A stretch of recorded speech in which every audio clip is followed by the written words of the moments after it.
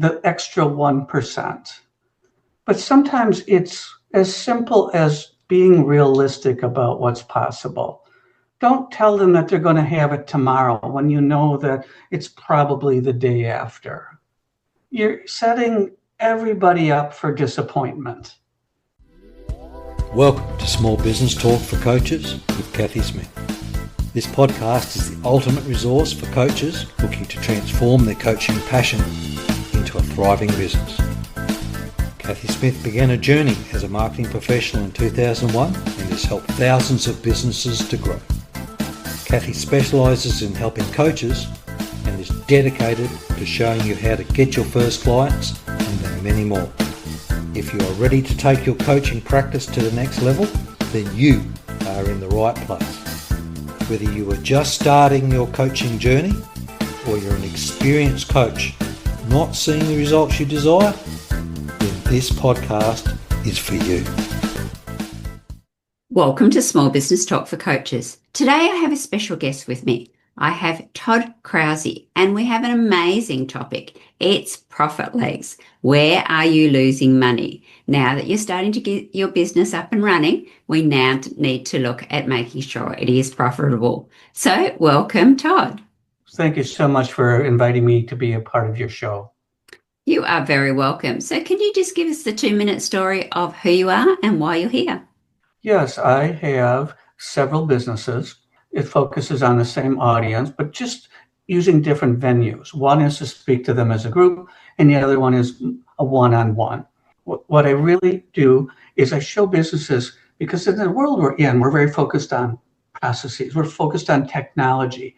The really missing piece in all of this is wrapping the right culture around there. You would be amazed at what the difference in profitability is and how your top line grows and how your operating expenses go down when you focus on that cultural element. People who bring their heart and soul to work do their work better. They do it faster. They do it more completely. Fewer mistakes, less rework. Expenses drop. Profit increases. When they deliver that, customers and clients stay. You're not leaking as many customers out the side door. So when you do add customers, your top line goes up faster because you're doing less replacement. It's undervalued. It's this hidden weapon almost that business owners and coaches aren't really focusing on. So that's what I'm showing businesses how to do. Yeah, absolutely. And I think that's really important. I think that the gymnasiums in particular get it wrong, don't they? The gym model is more and more and more clients. But if you can hang on to those clients and you can look after them, then they not only become your biggest referrals, but as you say, you don't have to replace them as much. And then that cost for the client over the client journey can go up to you. So hence the profit can also go up. So we've talked a little bit about culture. So if you're just running it by yourself, if you're a solopreneur, then what kind of culture should you be wrapping around it to bring those clients in and also as you start to expand? One of the simplest ways to think about it is what all of us want from anybody who provides goods or services to us. We want 3 things. We want consistency, meaning it's the same experience every time. And we want that experience to be a high quality experience. But we also know that there's times when we need to talk to somebody. We have questions. Something's just not working the way it should. And we want customer service. We don't want to battle our way through a call tree where we get lost off in some corner and can't find our way back.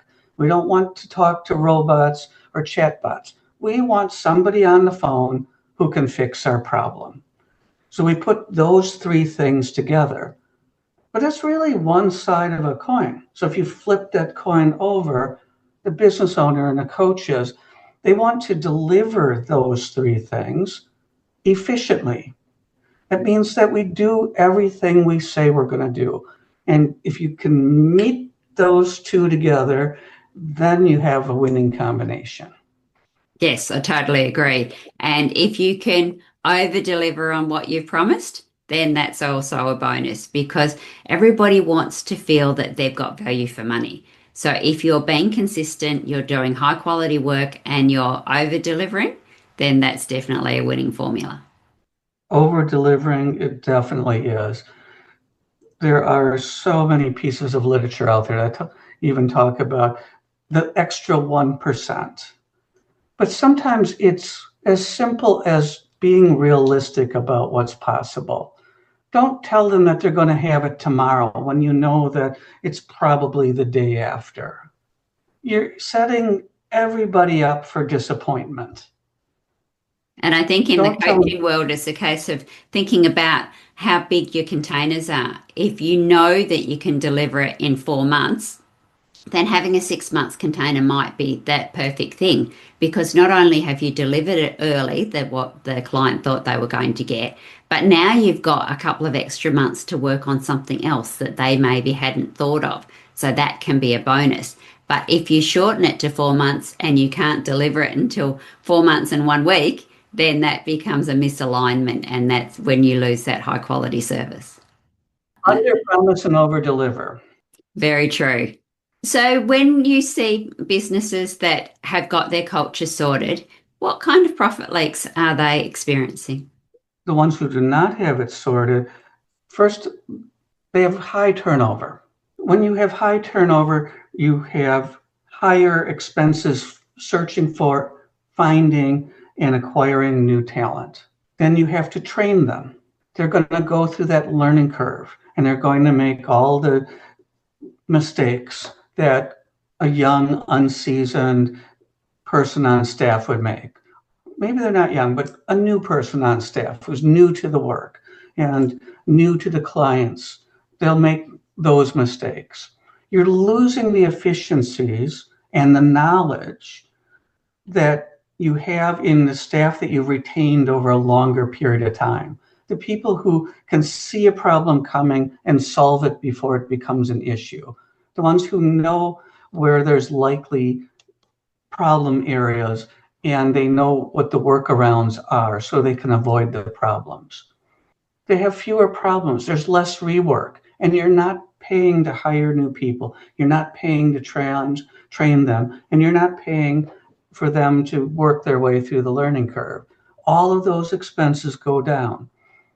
Your operating expenses actually are lower than if you have high turnover and you're constantly searching for the next inexpensive hire. Your customer base is happier. They're staying longer. You're having fewer complaints. Every time you have a complaint, you have to spend time and you have to spend money resolving it. So if you're thinking about your first hire, you're thinking about replacing some of the things that you're doing. What's a good runway to do that? And do you have any tips on it? Your first few hires are your most critical hires. You really want somebody who has at least a basic level of experience in the industry that you're in. You need to be able to hand something off to them and trust that they can do it. But find somebody who's full of passion and full of excitement. When you're talking about those early hires, you're still in the very early stages of growth. To have people who are flexible and adaptable. Those early stages of growth, things change a lot. If you talk to the younger people, and this is mostly what I'm suggesting, somebody who's 2-3 jobs out of college, a lot of them will act like deer in the headlights when you get into the real world and things change and they're not able to think on their feet. Finding that those people who are excited and don't mind change, actually are very comfortable with it, are important for your first hires. Yes, and I think in this world at the moment with everything changing so fast, that's really important. So is there anything that we should be putting into our businesses, especially as coaches, to help that first hire along? Clarity of communication, clarity on what direction are we going, what is our goals, They need something that they can anchor in their minds as this is the direction we're going. And how do I know if we're headed in the right direction? Well, I can look at what I'm working on and I can compare it to what we're attempting to achieve. I have some idea if we're headed in the right direction. It's less about do this and don't do that. It's more about direction and communication. Fantastic. I think that's a very good place to start, because quite often as coaches, we have the mission and the values in our head, but we don't always have them written down. And then trying to articulate that to our first or second hire can be more difficult. So is there anything that you suggest around those values and mission statements? I'm going to draw on my own personal experience to help expand on that answer. I mean, I have some very capable people helping me, but we had to work through a few things at first to get working. I found out I really did have to take some time, and I had to write out some of the very important steps. When I gave them some guidance, and it felt tedious initially writing it out, please make sure you do this and make sure you check that and make sure things are lined. When you publish something for me, make sure things are lined up this way and the logo is that size and in this corner. Now we have something we can point back to and say, here are the basic steps that I want you to do. As I did that, over time, they started to understand me better. Their ability to help me and to anticipate what I wanted grew by leaps and bounds. So don't underestimate the importance of listing out some of the key steps, some criteria. If you want something in a certain position, when they publish something for you, make sure you tell them what that position is. Yeah, I think that's key, because quite often the first hire for a coach is a VA.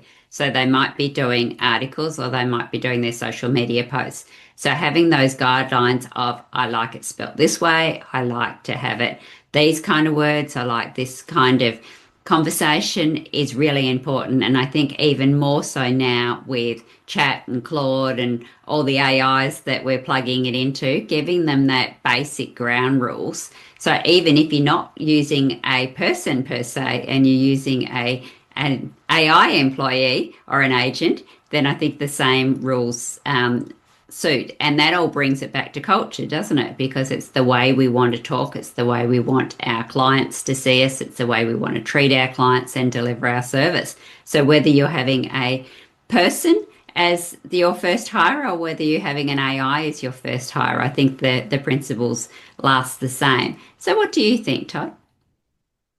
I completely agree. If I had to sum it up in just a couple of words, remember, they're not mind readers. You have to tell them, and if you want them to work independently, because oftentimes our VAs are not local where we are. There's great VAs available overseas at very affordable prices. We think these prices are ridiculously low, but for them, it's great wages. We're not even in the same time zone. Making things clear and understandable is even more important. Yes, and I think sometimes we forget that, isn't it? We're rushing off to finish something at the end of the day, and quite often it can be somebody else's middle of the day or even beginning of the day. I know myself working globally, I really have to watch the time zones. At the moment, as we record this, we're 12 hours apart. So welcome to the future, Todd. So yes, time zones and having people all around the world now is definitely part of what we live in. So would you sum up that Profit Leaks in particular in this conversation is talking about staff and our employees or our contractors in particular? It's largely around people. People have the greatest amount of variation in how they perform. When we spend money on machines and we spend money on technology, it performs within spec over and over and over again. It's designed to do that. It's designed to produce something at a certain thickness over and over again, or is it designed to repeat copies without fail until it runs out of ink? It's not that way with people. The top 2 or 3 expense lines for almost every business, with few exceptions, is people. So if you get them to bring their heart and soul to the office and care about the work they do, you're going to see a measurable difference in profit. You're going to see a measurable difference in quality. Your customers will see that difference. That's how your top line grows faster, and that's how you drive down operating expenses. And the gap in between is that profit. That profit either goes into your bank account as the owner, which we all like, or you're handing it out in wages, paychecks, rework, the cost of acquiring and finding new customers, the cost of hiring new and training new employees. And I think that's something we've really got to watch, isn't it? That not only are we getting the revenue in, but that we are getting the profit. And one of the best ways to do that is manage our expenses. So is there anything that we haven't said that should have been said, Todd? When you focus on the cultural side, that's my primary focus with my client base, because we know every industry has their tools and they all have their systems. But when you wrap this culture around it, that's where you get this hidden advantage. It's literally hidden in plain sight, but most people are so busy focusing on systems, on technology, that they're not paying attention to something they have a huge amount of control over. Absolutely. And quite often those systems need people to run them. So that can be a major advantage by having the correct people in the correct seats, as they all say. So at this stage of the podcast, Todd, I ask all my guests a set of 5 questions. Are you game? Go ahead. What's the best advice given to you by a mentor? Years ago, when I was young and just out of college, my manager, who really at that time was my mentor, told me that I would excel if I treated everything I did as if I were the owner and I cared about it the way an owner would care about it. And he was so right about that. That has been one of the best pieces of advice I ever got. Fantastic. What's the biggest help you've had since starting your business? Oh my gosh, it's difficult to narrow it down to one, because along the way, there have been so many people who have helped. And it's come from so many unexpected directions too. Even I've talked to a number of podcast hosts, and some of them are even giving me advice. Nice. What's your one biggest, non-negotiable, the one thing you have to do every day? I have to get up and I have to actually do the work. People get caught up in planning. People get caught up in setting things up. It's easy to plan. It's easy to set things up. It creates this little safe zone bubble. You have to get out of that bubble. We have to talk to potential clients. We have to do the work. Or all it is an idea. Absolutely. Busy for busy's sake is not good for anybody. What's your favorite business book and why? I've had many that I've liked, but I think the ones that I liked the most were things like Raving Fans, Blue Oceans. And the last one is, what do you wish you had known when you started out? I wish I had known how important being able to talk to people is. And when you're growing a business, you need to have this, just be at ease in talking to people. That's hard if you're an introverted type of person to get out. Introverted people are very, very capable of owning and operating businesses. Elon Musk is introverted, for example, and he's unbelievably successful. But you have to be able to put yourself out there in the world and actually have conversations. Yes, and I think for some of our younger people, as you mentioned before, that is a skill that they're losing. So that's something definitely that's probably going to be taught later on, because they're worried about picking up the phone. They spend a lot of time doing those text messages and very short, choppy conversations. So actually having real conversations is the skill that we need to hang on to. Yes, we do so much by text and by email today, but there's something about a real conversation by phone and if in person, if possible, that will trump and beat out any text message, any email, any day. Absolutely, because you can read the body language, you can see what the person's not saying a lot of the times, and as coaches, that's something we are taught to do. So that's a lot harder to do when you're on text, because you might have thought that it said this and they might have thought that it said something else, even though it's the same words. Great is one of those huge examples of how it can mean many different things depending on the inflections and the way people say it. So that's very hard to read in a text or an email. It sure is. I have had to walk out to people's desks who are sitting next to each other, texting each other instead of talking, and say, Joe, stand up. Jim, stand up. Talk to each other. They literally spend 30 or 40 minutes on text messages going, no, that's not what I meant. I meant XYZ. Yes, and a simple conversation would have answered that. And oh my gosh, the only thing that separated them was the wall of a cubicle. Oh dear. So, Todd, this has been a great conversation. Is there anything that we haven't said that should have been said? We've covered quite a bit. Really what it comes down to, when you want a thriving workplace and you want to build that culture, you need a caring workplace that is positive and is also culturally competent, because we live in such a diverse world today. Fantastic. And if people want to know more about you, how do they find you? Go to www.silversunconsulting.com. Go to the About page, my email address, and the phone number to this phone is there. Call me. I'll talk to you. I love talking to people. So for those that are listening to the audio version of this, Todd just held up his mobile phone with his actual phone number, which is quite rare these days. So thank you very much for your time, Todd, and we appreciate your wisdom. Thank you, Cathy.